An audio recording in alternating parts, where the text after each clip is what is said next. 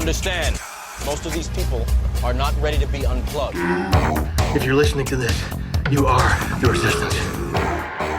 The resistance. We are 5 days away from fundamentally transforming the United States of America. It's a trap! Hey everybody, welcome back to another exciting edition of the Young Cons podcast. I'm TJ, referred to as Ohelia, and I'm here with a very special guest, Mr. Robert Oscar Lopez, better known as Bobby, but sometimes known as a villain, as a fearmonger, a hater. You've been called some pretty nasty things in the press lately, Bobby. Are you all those terrible things they say? Because you sound like a really nice guy. I'm none of them. And you're right. Some of the things that they have called me, I have to say, growing up queer, growing up a minority, growing up in a home that was led by a lesbian couple, I never got called nasty names on the scale of what the left has thrown at me in the last 2 years. That always surprises me because, you know, the left is a tolerant bunch who it's all about love and equality and just treating people fairly. And from what I've read, that's not exactly been your experience. Let's start at the beginning. You mentioned growing up in a gay family. I think that'll kind of give people a perspective of the knowledge and experience from which you speak on the subject. Go ahead. Right. One of the things I want to start out by saying is that I do have a life story that's very steeped in same-sex parenting, but I also have done quite a bit of research. So I've done interviews with dozens of other adults who were raised in similar homes, and some of the people I work with have even more narratives down the pike. None of these people are willing to come forward yet because you see what happens when a child of a gay couple actually comes forward and gives mixed reviews of what happened. If you have any negative feedback, they attack you. But so I'm speaking not just based on my experience, but also from a body of work, if that makes sense. Absolutely. You know, gay parenting went through different stages. In the 1970s and 1980s, when I was growing up with my lesbian mother, most of the gay families consisted of widows or widowers or divorcees who they had a gay partner after they lost their original heterosexual partner, and their gay partner helped them raise the children. And in that age, you know, the gay community really didn't want to have anything to do with us because we were a drag on all their fun, and we reminded them that a lot of people in their community had actually had heterosexual unions before. So it was really only in the 90s that all of a sudden it became fashionable to have a gay couple raising a child. And it was the transition from the earlier period to the later period that actually disturbed me, because what I found with the most recent crop of gay families is these are gay people who get together with the plan of acquiring a child that belongs to at least one other person. And that disturbs me. Tell me about your experience growing up in a gay household and what some of the misconceptions are about that. Well, you know, I think what the conservatives have done is they focus a lot on whether the kids turn out normal. And I think that was a misguided focus because, you know, that puts us who were raised in those homes in a very defensive position. And it implicitly judges us. It makes it seem like there's something wrong with us. I grew up, you know, I did very well in school. I went to Yale. You know, I was an awkward, strange child, but I socialized fairly well with people. The bigger problem was just the fact that my heritage was taken from me. You know, my father, who was Asian, was not part of the home. My mother's partner, who was white, was the one who was closest to me, but she was also the race that I had nothing in common with because my biological mother was Puerto Rican. And so it was just a confusion over people that should have been in the home but weren't, and then other people that I was developing this parental relationship with who really weren't my parents, you know, and who were destined to ultimately be more loyal to their actual children than to me, which is what happened, if that makes sense. Yes. Yeah, so it's not so much that, you know, I mean, there was a great deal of gender and sexual confusion, but that wasn't really the main issue. For me, the main issue was the fact that everybody else knows where they came from. They have contact with the people who gave them their biological identity, and I didn't have that growing up, and that was the hardest part. One of the first articles when I was introduced to you was entitled "Fighting Back." You know what? No, I've got a couple open here. Let me go even further back than that. It was "Homoeduphobia: The Gay Fear of Educated People." I saw that title and thought, okay, you got me. I'm hooked. I'm interested. I'm going to look at this. And a little background on me. So I'm very straight. I'm very libertarian conservative. I'm married. I have 3 kids, but I actually took a tour. I call it the Honey Boo Boo Tour. My wife and I joke about it because I used to MC beauty pageants and dance competitions as a kid. All the other boys played football and did who knows what. I got tripped around with my sisters, learning how to use the microphone and hanging around girls. And most of the other people in my organization were gay. It was started by a gay man. All the other MCs were gay. And I had a very unique childhood in that aspect. And my boss, who I lived with in New Orleans throughout the summers, was also gay. So sometimes when people hurl nasty names at me for being all the terrible things that I am, I just kind of laugh and go, my gay friends they'd crack up if they heard this because of the views that I espouse. And so that's a little bit of my background. When you talk about the evolution of this movement of where kids were not acceptable, they were a drag, and now they are acceptable, I kind of think of Hollywood, and I think of an aging public in general, how they become open to different phases of their life. And that's what this reminds me of. Now it's very fashionable. Like now Paris, I'll call him Paris Hilton. Perez Hilton has got his kid and he's front and center and he's all about that. Whereas I can see where that just wouldn't have worked a few years back. And to me, that's a sign of the hypocrisy of, you know what, this is what we're about, because that's not what you were about a little while ago. Chances are that'll change again in the future. And that's why I'm interested in talking to you about the things that you espouse, especially when you compare the barter of children to slavery like that. You just don't do that, especially if you're involved with the left. That's gotta really tick them off. Well, it ticks them off because they've completely misrepresented history consistently. And they've misrepresented slavery. And it's really galling because the gay marriage movement banked entirely on comparing themselves to freed slaves, which is outrageous given that the essence of slavery is buying people. The original Article 4 of the U.S. Constitution guaranteed human beings who were citizens the right to own non-citizens. There was a clause in the Constitution that said that if you had a person who was subject to a bond, who was under contract to be in your power, and that person went to another state, that other state could not discharge them. That was the actual language of the original Article 4. And that was what guaranteed people the right to own other people. And now what we have with the gay movement is, in order for them to acquire children, they've got to figure out ways to keep the opposite sex parent, or in some cases both parents, out of the kid's life.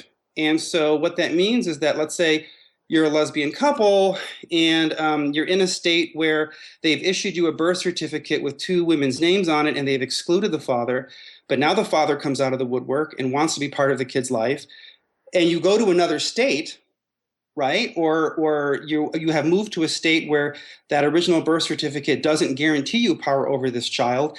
Now you're in this legal conflict that's very similar to what happened when we had slavery. Do you understand? Because the question is, will that child be discharged from your power, from the fact that you bought control over the child? So obviously, we're not talking about hard labor in the sugarcane fields. We're not talking about people being in stockades or being prevented from learning how to read or write. I mean, those severe deprivations are not part of what I'm talking about. But the structure of it, the legal structure of it, is eerily reminiscent of what the essence of slavery is, which is where you have a contract over a person who's not your child and you control them. So what would you say to people you know what, Bobby, this is crazy talk. Straight people adopt kids all the time, and I don't hear you up in arms about state rights and, depriving them of their origins or treating them as chattel. What do you say to that? Well, first of all, I am up in arms about straight people who are involved in child trafficking, problems. The Boko Haram kidnappings of the girls in Nigeria was based on creating baby farms where there were girls who were kidnapped and they were going to be used to breed children to sell to infertile couples. That was mostly heterosexual couples. I work with a lot of people in the anti-child trafficking movement and in the adoption reform movement because there have been a lot of problems with adoption. Adoption is not just a simple thing that always works out and gives a child in need a home. Very often adoptions have been complicit with coercion, with mistreatment of the original family, and adoptees have often been denied their rights to their own birth certificates. And in the adoptee reform movement, people have drawn the parallels to slavery, actually. So that's my response to that, is that I'm working in a children's rights movement that looks at reform across the board. Very interesting. I'm looking at your manifesto here. I'm calling it that. You've got a great article in the Daily Signal where they basically, is this the first time someone drew a headshot of you, almost like you were, in court or behind bars? Yeah. It's fantastic. And right next to it, the export of hate. You're a hate exporter. What does that pay? Is that a salary, benefits? No, there's, and time off. I have been in contact with my partners in France and England, and my English partner already wrote a response to this, which is quite funny, about American condescension, saying it's galling that the Human Rights Campaign would deign to tell the British who can talk to them and who can't. I can't wait to hear what the French say in response. That's probably the first time I'd ever agree with you that I can't hear to see what the French have on their minds either. Now, the source of your funding in this article is highlighted as unknown. To me, this is a call to action. Someone needs to get to the bottom of this problem that we do not know who is funding this dangerous hate exporter. Right. So what, is there a big conspiracy behind there? I mean, are the Koch brothers bankrolling you? No, I mean, I don't have any money. Basically, I'm a professor, so there's a small amount of money that the university gives you to go to conferences every year. When I'm invited to speak, let's say by a group in London, they will pay for my airfare. For instance, I went to London and there was a group of citizens in London who wanted me to give a speech there. So they paid for my airfare and I stayed with a friend there. That's basically it. I did found an institute for children's rights, but that has almost no money in it and none of it is earmarked for my own personal use. So basically, there is no money there. The source of funding is unknown because there is no funding. Does that make sense? It does. It does. I was just a joke when I was younger and just getting into politics that if I was going to run for office, I would just run as a Democrat, get elected, and then flip-flop because it would be way easier to win an election that way because voters don't pay attention. That was kind of a joke, but I look at you and say, being that you grew up, you're admittedly openly bisexual, you're Puerto Rican, so there's minority status there. Wouldn't it be really easy for you to just apply to like the Tides Foundation and some of the really left-wing George Soros groups that only care about your identity and what's on the surface and just kind of collect the money and pump it back into a good cause? Well, here's where I might sort of try to complicate what you're saying. I don't think that those groups actually care about people's identities. They care about a certain agenda. And they look for people from those groups who fit their agenda. So one of the tensions between anti-discrimination law and affirmative action law, because those are two very different things, is that anti-discrimination law, if applied well, would guarantee that someone who is Puerto Rican, for instance, is not harmed professionally on account of his identity, right?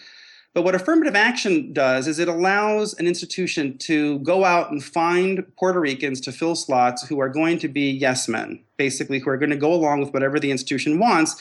And very often, less qualified people from those groups are positioned like a dagger at the throat of people who are too qualified and therefore too powerful and might be questioning the status quo. Are you following what I'm saying? Absolutely. We're talking about the core argument behind what diversity actually, or as Bill Clinton would say, it depends what the meaning of is when it comes to diversity. Exactly. And so, the Tides Foundation, the Ford Foundation, the Mellon Foundation, those are run by people who have very clear interests, their financial interests, or they have just kind of social imperial interests. They want to impose their way of life on groups of people. And they look for people of color and women and gays and all these different groups or members of these groups who are going to say the things that help them get their agenda across. So, for instance, George Soros and Paul Singer are two very wealthy men who are bankrolling gay marriage movements across the world. And, they're bankrolling media initiatives. And, Paul Singer bankrolled the HRC Global Equality Fund, which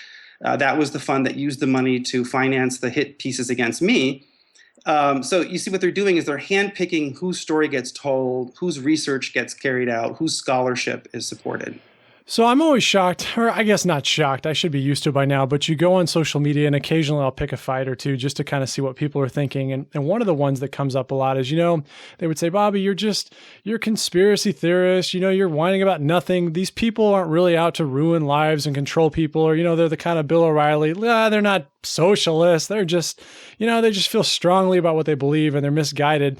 Tell us a little bit about the kinds of things you've gotten to experience as a result of being on the wrong side of the ideological tracks with these people. Well, they have a very concerted, organized operation to actually destroy people. It's a personal destruction machine. In my case, the minute that my account first was published in August 2012 of the way that I grew up and the way that I felt about it, Within hours, there was somebody who has ties to GLAAD, which is an enormously well-funded organization, who immediately had gone through all of my social media, and he had isolated these little quotes to make it seem as though I had an agenda. Okay, this person's name is Jeremy Hooper. He's the editor of a blog at a place called Good As You. And he continued to do that for 27 months following that. He was constantly combing through all my articles, and he would very selectively quote things that would make it seem like it was awful. He would send collections of these quotes to places that had asked me to speak. So he got me disinvited from different campuses. He almost got me disinvited from Stanford and from a couple other places in Utah. And for people who don't know, you are a professor. I'm a professor. So this is he's going after my career. Right. He's making it certain that I don't get funded, I don't get published. And their goal, I think, I can't prove this, but they clearly were trying to get me my tenure blocked, because when this all started, I was not yet tenured. I am tenured now. It was a huge battle, but I did get tenure. So it's very organized, because then from GLAAD, it branched out, and there would be waves of negative coverage that would be so concerted. Something would come out in Equality Matters, which is tied to Media Matters, which is part of the Soros group, and then it would come out in Think Progress, and then the same week Towel Road and the blog called Joe My God and Good As You, everybody would run a hit piece at the same time. And it all coincided with when GLAAD placed me on their Commentator Accountability Project list, which is essentially a blacklist. It's a list of people who are not to be given interviews in the United States. And I was placed on that within less than a year after my essay came out. And so from that point, I could not get any interviews, any coverage, or any speaking engagements anywhere in the United States. So I went to Europe. And as a result of the fact that I went to Europe, then the Human Rights Campaign classified me as an exporter of hate. So it's very organized. I mean, this is not like some random thing. And it's very clear why they're going after me. I mean, if you think about it, why would I be on that list? I'm a professor. I make very little money. I'm supporting 4 people in my family on a salary of $65,000. It's not like I'm at a high-powered university. I don't have a lot of big connections. The conservative movement is wary of me sometimes because of the fact that, I do identify the way that I do. And I support civil unions for gay people. And I don't go around saying that homosexuality is a sin or calling myself ex-gay. So, I'm not someone who's going to be wielding a lot of power with conservatives. So the question would be, why would I be on that list, right? Right.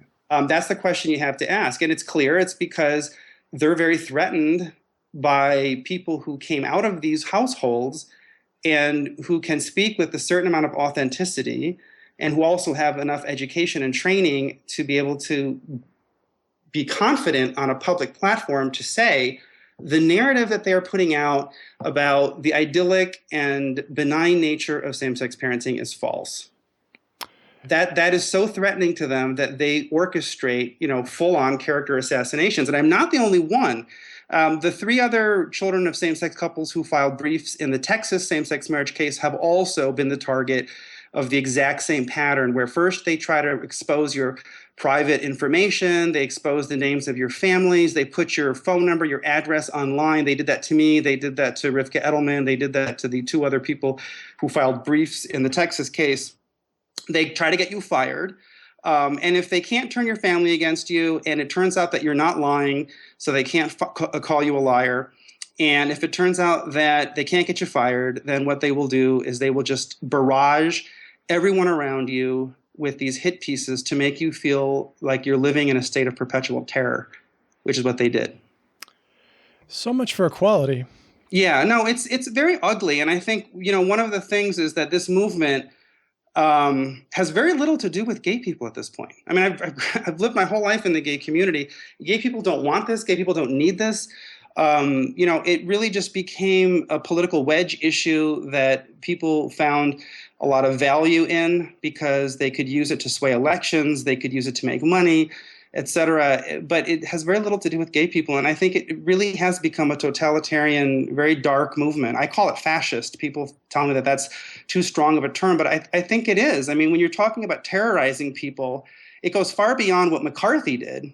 I mean, it's full on 24/7 spying on you, isolating you from people who love you, trying to get you fired, making sure that you can't speak anywhere. They'll barrage the press with quotes that they've taken from your work, but then you're blacklisted so you can't defend yourself. I mean, it's fascist. It's very fascist.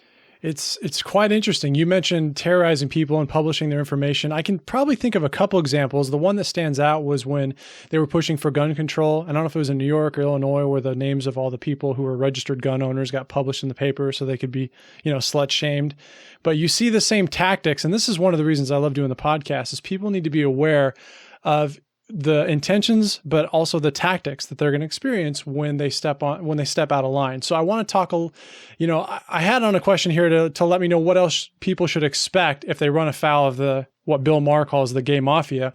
Is there anything else you haven't told us about, the kind of the ringer that you've been put through as a result of speaking out and really being kind of a lone wolf? You don't hear a lot of people saying the things that you're saying. Right. I mean, I think the hardest thing is that they have clear taboos and third rails that they have been very successful at getting people to internalize. So, for instance, the fact that, the Human Rights Campaign and other gay rights organizations and the Williams Institute, the fact that they're pushing a global surrogacy market, which is, in every sense of the word, a modern-day slave trade, and the fact that so few people outside of France are willing to use that word to describe what is essentially the buying and selling of children, and the shipment of them across, international lines. It's just the fact that what's going to happen is when you first break the taboo and you state the obvious, you have to prepare yourself for people on your side distancing themselves from you, because they're going to be freaked out. Even people who agree with you are still so afraid of the gay lobby, and they've internalized that fear so much, and the gay lobby exploits it. So they do all kinds of things to try to alienate me from other conservatives. I wrote 2 novels, and there's sex scenes described in the novel. So one of the things that they would do, for instance, is that when I was invited to go speak before a group of Mormons in Utah, Jeremy Hooper from that Good As You blog, I believe it was him, he sent excerpts of some of the dirty things that I had written to the people in Utah so that they would be sexually outraged and they would cancel my engagement. And they almost did, but they didn't. So they do all these things like that to try to isolate you from your own allies. And they know very well that you'll never get back in the left, that those people will shun you to the day you die. Kathy Brennan, who's a very loud lesbian feminist who has criticized the LGBT movement a great deal, she came out with a hit piece against me on October 28th, which was totally uncalled for. In the middle of while I was getting attacked by GLAAD and the Human Rights Campaign and a million other people, she came out and called me a fascist and said that I was using women to advance a male supremacist agenda. I mean, it was just insane. So never heard that one before. Yeah, I mean, the thing about it is that I know that the left will never, ever, ever change their mind about me. They just don't. Okay. And so what you have to prepare for yourself, I think, most cautiously is how you're going to deal with other conservatives, because a lot of conservatives are seduced by the siren call. Do you know what I'm talking about? I think so. Where the gay lobby kind of says, well, we'll let you get into the Washington Post. We'll let you have lectures on college campuses. We'll pick you as the civilized person on the other side, and we'll have a debate with you. And they typically pick people that they know are not going to fight that aggressively in a debate and against whom the gay lobby knows they can win. And so those people who then are on your side technically have a vested career interest in being that spokesperson. So they're going to essentially ally with the pro-gay side and cut you loose. And that's the hardest thing sometimes when you're in a position like the one that I'm in.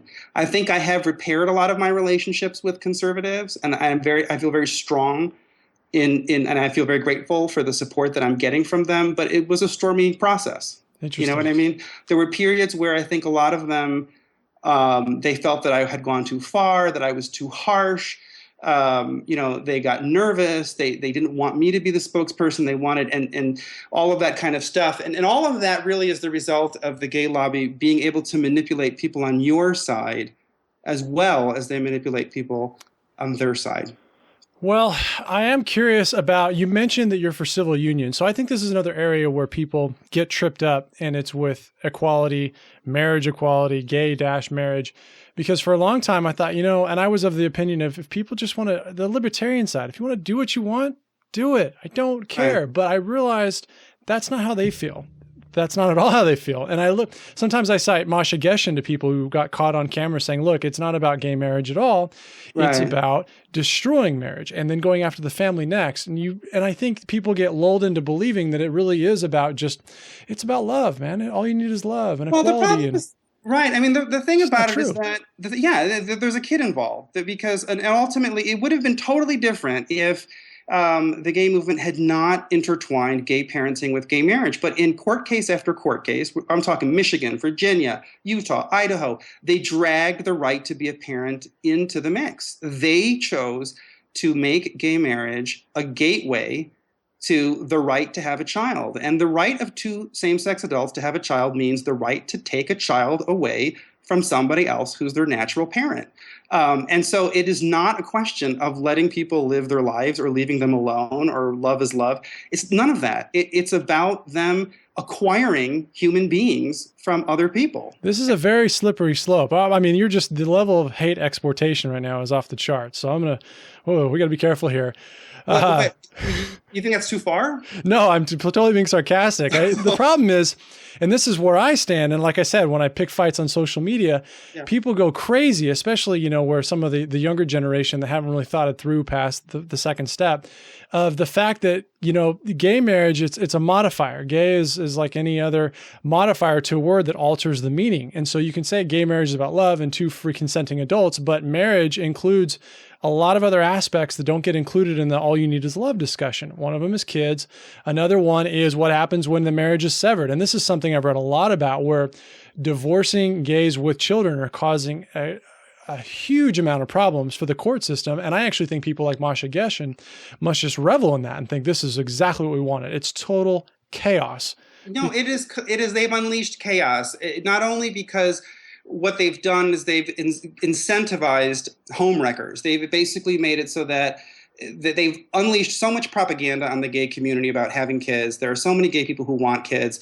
And the cheapest way to do it is to find someone who's in a heterosexual marriage that's on the rocks, where there are kids involved, seduce the person away from the opposite sex partner, get them to come out of the closet, take them to family court, and get custody of the kids. It's disgusting, but people do that because it's the cheapest way. You don't have to go to a sperm bank, you don't have to hire a surrogate mother, and you don't have to deal with the adoption paperwork. They've unleashed chaos on the whole system. It's not about, and the reason why I support civil unions, I just want to get back to that in a second, is I do think, that people of the same sex build a life together. They need protections.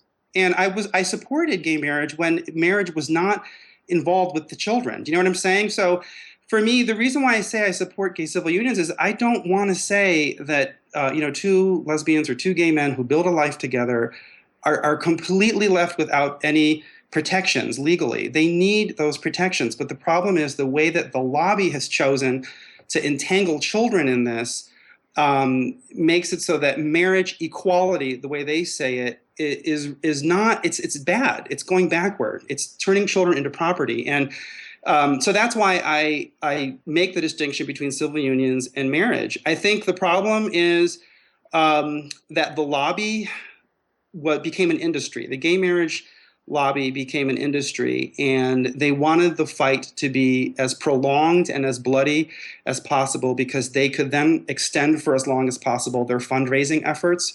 And so they wanted it to be full marriage equality, including children, because they knew that that would be the longest, bloodiest mess. I think that if they had gone for civil unions and kept kids out of it, this debate would have been over 5 years ago. Perhaps. I just don't think they can help themselves. I mean, you look at some of the major arguments that come out. One is science, because religious people are totally anti-science. Granted, the left's movement is totally cultish, religious, and it's got the zeal of any religion out there with the best of them. The fact that you have to ignore science to make a lot of the arguments about gay marriage and gay parenting. And on top of that, this is hateful stuff. Sorry about that.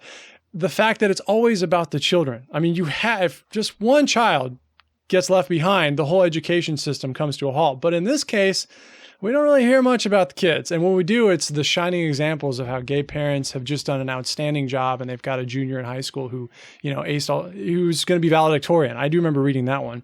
Right. And I thought, okay. And here's the thing. You go to other countries and where they don't have such a complete monopoly on the press, like in France, in Europe, in Asia, to a certain extent in Latin America, they get called to the carpet on the kids all the time. It's just in the U.S. that they're able to escape with these little sleights of hand because GLAAD is very effective at blacklisting anybody. If you'll notice, when you watch Fox News, okay, you'll see a lot of coverage of the religious freedom issue. The photographers or the bakers or the inn owners who have to provide services to same-sex couple weddings. Right. You'll hear this endlessly. You'll never see an argument on Fox News about kids suffering because they've been denied a father or a mother. I don't know if you've ever noticed this. That's very deliberate. The people who are pushing gay marriage want the discussion to be about this religious freedom because it keeps Bill O'Reilly's fans happy, but they know that in the end, the resolution of the argument is going to be that they get gay marriage anyway. Whereas in other countries, it's not like that. In other countries, people debate and they look at the figures, and when the gay lobby says, well, what if there's a baby that nobody wants and the only option is an orphanage or two gay men taking care of the baby? That doesn't work in France or England because people actually look up the statistics and they say there's a huge backlog of male-female couples that want to adopt. This is ridiculous. This is not a real scenario. And I say call Angelina Jolie. Like, where is she? She's got room in her house. And listen, I want to make clear that I criticize heterosexuals a lot for the kind of shenanigans that they do with the adoption schemes. I think Madonna, that's awful.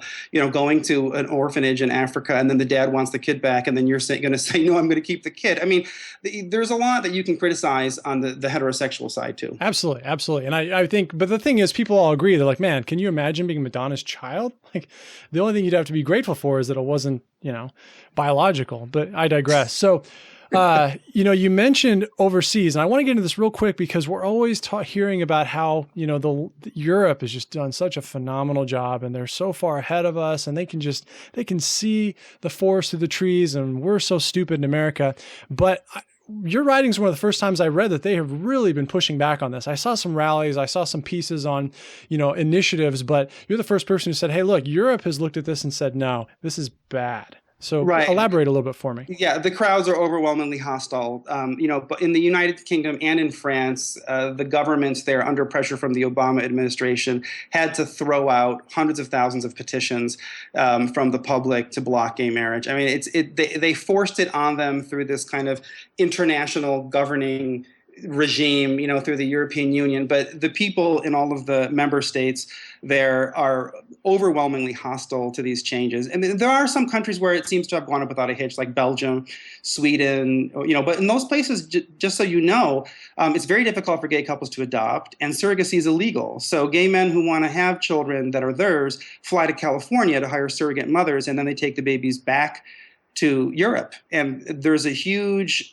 backlog of cases where the courts in some of those countries do not want to admit and give citizenship to those babies because surrogacy is illegal in those countries. I think one of the reasons why you're seeing in Europe a lot more resistance is because they're not distracted with the religious freedom arguments as much as we are. I don't want to say distracted because I think religious freedom is a major issue and I don't want to undercut them. But in the U.S., that's almost the entire focus of the people who oppose gay marriage, whereas in Europe, it's not a major focus at all. The focus is all on human rights, the rights of women, the rights of parents to their children, the rights of children to their origins. And Europe and much of the rest of the world, they had a history of war orphans and really nasty orphanages and baby selling and black markets and the Nazi Lebensraum program. So you have all these different things in history that are still very fresh in their memory. So the idea of sort of eugenically designing these new families and taking kids away from their biological parents is not going to be an easy sell anywhere in Europe. They kind of see it for what it is as opposed to how it's described. Yeah. I mean, basically, the United States is the biggest baby farm for these gay couples. And so that's one of the reasons why you have the pushback. Right now in Eastern Europe, the resistance is palpable. I mean, they had constitutional amendments that recently passed in Slovakia, Croatia, the Czech Republic, Estonia, Finland rejected gay marriage. Italy and Germany still have not passed gay marriage. They don't have gay adoption either. France passed gay adoption and gay marriage, but by the skin of their teeth. There's massive resistance to it. This was a big contributing factor to the victory of the Front National, which is a far right-wing party, which has some views that I would not agree with, but they presented themselves as the people who were going to roll back gay marriage. And in France, they cannot get sperm banking for lesbians or surrogacy passed. So there's a lot of resistance in Europe. This is going to sound like it's tried or a joke, but I don't know if it was Kansas or Missouri. It was somewhere around there where the gentleman had become a surrogate to a lesbian couple that split up and then was charged by the government for back pay on child support. You must know this story. Yes. And I thought, you know what? Is someone just using that as a deterrent? Because if you're going to fight this, if you feel strongly against it, hit them in the wallet, man. That's the way to go. Like, make people this is what the left does. Make people too afraid to sign off or hand off their goods. Otherwise, they know they might be financially responsible, and you'll see some change in behavior. Are they doing that in Europe, or is it just a coincidence that happened here? I think in Europe, they had... See, part of it is that we have our family policies dispersed among the 50 states. These are usually seen as state issues, which I don't think they should be, because the 13th Amendment against slavery is a federal amendment, but that's a whole other debate. But so we have dispersed it, and in Europe, typically, like for instance, the French Code Civil is a national law about parental rights, about marriage and divorce, and in France, for instance, you can't get an abortion after 12 weeks. There's all these things that Americans don't realize, where Europe is not this free-for-all where anything goes, and so I think when they're confronted with changes to family structures or family formations or family law, they tend to have very elaborate and nuanced discussions, whereas we don't. We get the commercial for Cheerios with two gay white men who have adopted a little black girl, and we hear the love makes a family thing and the pictures of the lesbian moms with their kids on the steps of the courthouse, and we don't really ask any questions. But that's not how it goes in Europe. Yeah, and I think a lot of it too is the forward-thinkingness of Europe is they gave up on religion. Nowadays I love soccer, and I see that on the weekends, like, that's what they do. They don't go to church; they go to the stadium. That's where they find God. But you know what? I'm going to tell you that there is a very deep religiosity in all those countries that it's so hard for us to see it. It's only after traveling there many times. In England, there's a bedrock of Christians who are just so emotionally committed to the Church of England and to the Archbishop of Canterbury, and they care a lot. They really do. It's just not something of public life the way it is here. When you go to France, they are the first daughter of the Catholic Church. One of the things, like a story I can tell you, is that there's a church in France called the Church of Saint-Sulpice, where my favorite painting is there. It's by Eugène Delacroix, and it's Jacob wrestling with an angel. And I would go there in mornings just to look at the painting. I would go there like at 7 a.m. And I noticed that there was a man who was there every morning, just like I was, and he was there with his, long trench coat and his hat. And I went up to the painting and I just wanted to touch it. And if you could see the way the man all of a sudden moved, and all these people, sort of came to attention and were about to rush me to say, "Don't touch this painting, it's sacred." I realized that they hold things sacred, and they have a keen sense of what is divine, and it's a big part of their life, but they don't express it the way we do. Very interesting. Yeah. As we wrap, I did want to go through really quickly some things that you had mentioned. They're a little fire in the article. I really liked how you explained your case, because I hear it explained so infrequently. But I mentioned the manifesto. The first item was that all children have the right to be born free, not bought or sold. The second was all children have the right to a mom and dad. Ooh, that is not nice. And number 3, all children have the right to connect with their origins. And that's really the one you tied back to slavery. Just take a second with all 3 of those and kind of give us a couple gems on how you crafted your thinking. Well, they all go together. And a lot of this came from my involvement in France. There was another man who was raised by lesbians named Jean-Dominique Bunel, who said that for him, he wanted to go before the International Court of Justice to contest gay marriage, because he said it violated his human rights to be denied a dad. And that really stirred me, because that was the first time that I could think of my own life in terms of human rights. And so I went back and I studied a lot. I studied the history of slavery. I mean, I am a scholar in early American literature, so I had a lot of background in the history of slavery, things like Samuel Sewall's The Selling of Joseph, the history of when the Atlantic slave trade was abolished in 1807, the Missouri Compromise. And what I find in the rhetoric when you go back in early America is they were not. The argument that really stirred them was the separation, the idea that slavery separated people from their country, it separated husband from wife, and it separated children from their parents, from their mother and their father. And so for me, I reflected on that. I looked at the other human rights atrocities in history that would have been a concern, like, for instance, the mass adoption of Native Americans off the reservations, which led to the Indian Child Welfare Act of 1978, the eugenics movement that happened in Germany, and what the psychology of it was. And what I came down to was the fact that these are the three elemental things that if we give up on, children do become property. Every child is created equal. Like, let's take the language of the Declaration of Independence. Every child comes into the world with two relationships, a relationship to a father and a relationship to a mother. And adoption, if it's done well, means that you replace those missing figures with another mother and father. I think that if you play around with what constellation, then you're in the territory where humanity has gone before, and there are a lot of human rights abuses that we already know from history. My view is, why ignore history? Why ignore all of the wisdom that the centuries have given to us?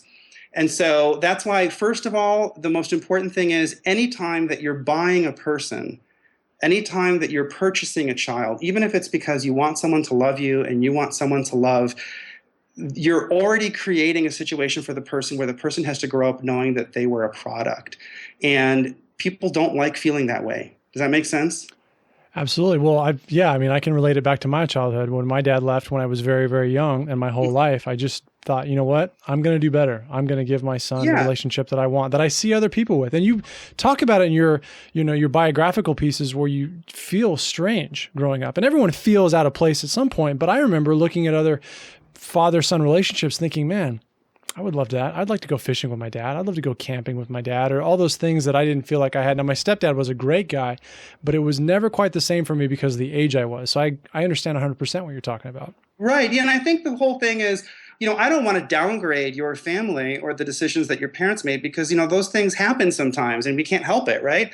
But at the same time, I also don't want to diminish or dismiss the loss and the pain that you felt in that situation.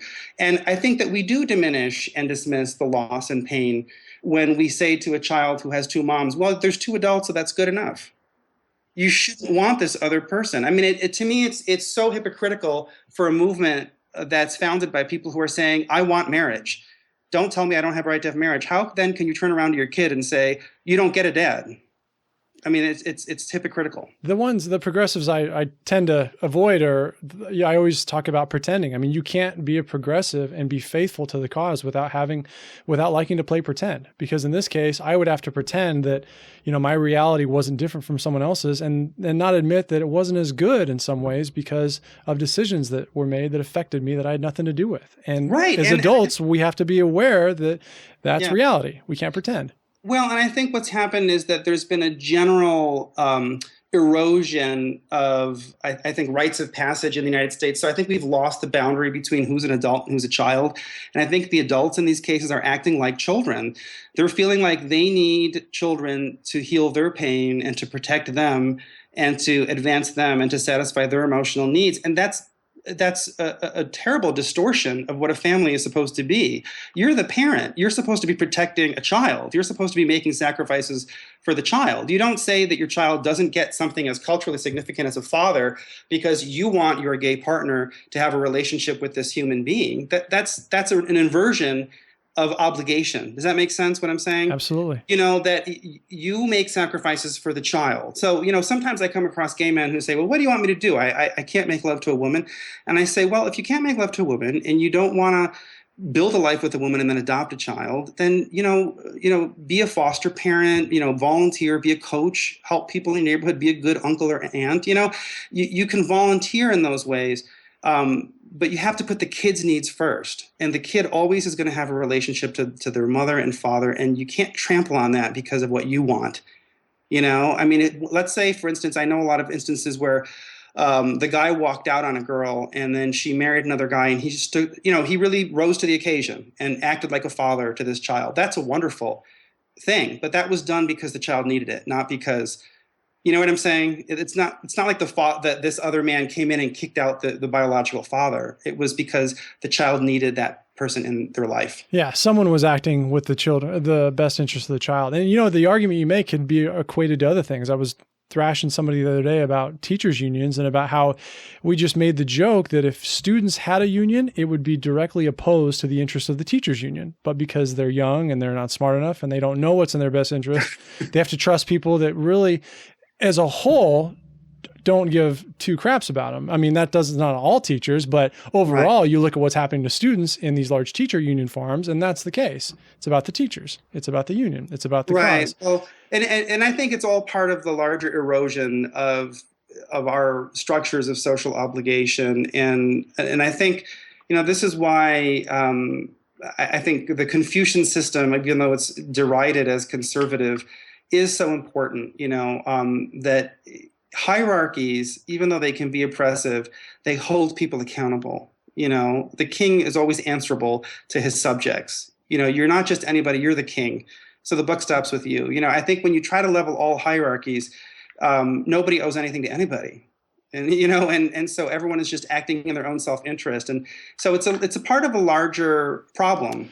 Now, the last thing I want to talk about is, regular people out there listening. They work for a living. They don't just destroy people's lives or attack their livelihoods or slander them, libel, etc. They do productive things. So what would you say the average person listening, besides supporting programs like these where we bring them to light, thank you, little plug, can do to get involved to kind of help, affect positive changes and get people back to, dealing with reality and the problems that this is actually causing? I think that they need to be curious, and they need to try their best to unplug Facebook and Twitter and Instagram and, and read things that are long and thorough and complicated.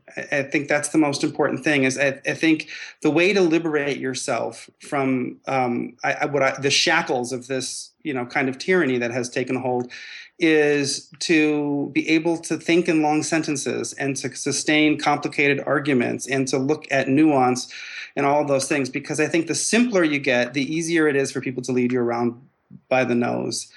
And I guess my last thought on it will direct people to John Adams, the second president of the United States, who believed ultimately that a society could not be free if people didn't have a moral compass. That the more that people's moral nature atrophies and erodes, the more that an overpowering state will micromanage your life. And that's how you get tyranny, even though you think you live in a democracy. I think John Adams was looking through some kind of futuristic telescope at the Bill Clinton presidency. It doesn't matter what people do. It doesn't. I know. Yeah. It doesn't matter. Well, you know what? I just want to clarify before you go. So you're saying that being black and being gay is not the same thing. Did I hear you right when you said that earlier? There's no relationship between those two things. My mind is just blown. That counteracts everything that I've seen on social media.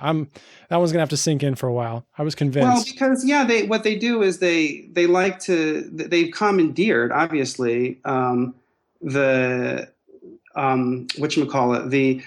the history of the civil rights struggle. I mean, for instance, they talk a lot about the laws against interracial marriage and then the laws restricting marriage to just a man and a woman.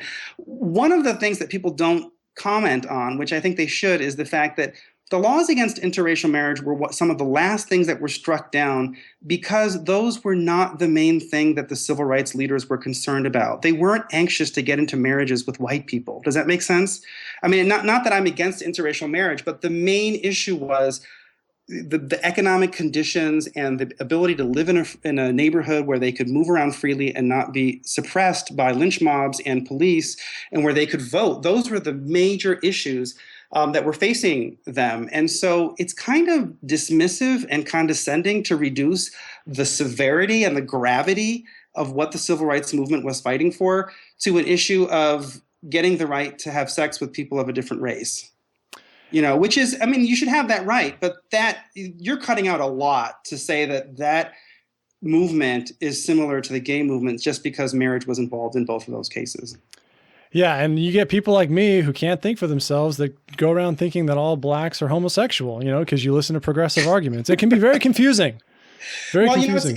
It's interesting. I mean, you should try to talk to a good deal of black people because a lot of them don't like the parallels. I mean, some of them do, but for the most part, they don't see it as similar, and it rubs them the wrong way. I am a descendant of slaves, by the way, in the Caribbean, so I kind of have one foot in both of those ponds.